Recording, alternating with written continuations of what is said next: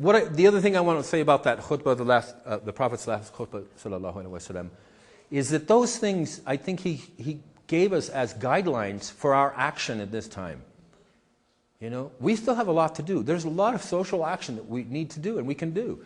You know, the society is, you know, it's a lot of ease on one level out there.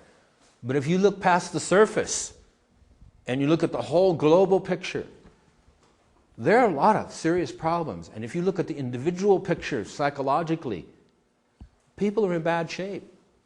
People have a hard time living, and there's more and more physical illnesses that are deep in, that affect people very deeply. I mean, we want to make it all look good, and we always get the news.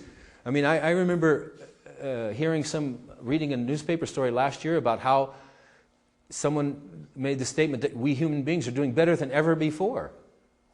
And you know, if you really look at the surface, yeah, there's more Starbucks and cappuccinos, and there's more mango chipotle sauces in the gourmet shops, and you know what I mean. People are having, and the cars look shinier, and you know what I mean. But on another level, you have people seriously. The number of people on Prozac and these drugs that enable them to survive and get through the day is increasing.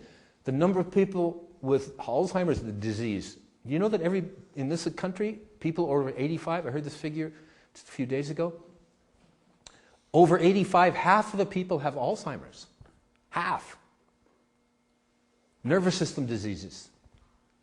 You know, and this is part of the whole picture. The nervous system disease is not just this thing that crawls around and catches people jumps on them. It has to do with the whole way people live, entire social pattern.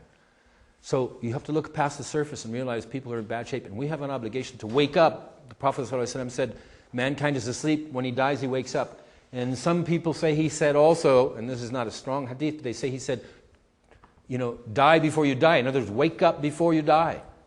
So we have an obligation to take and bring justice and clarity and awareness to some of these things, inshallah.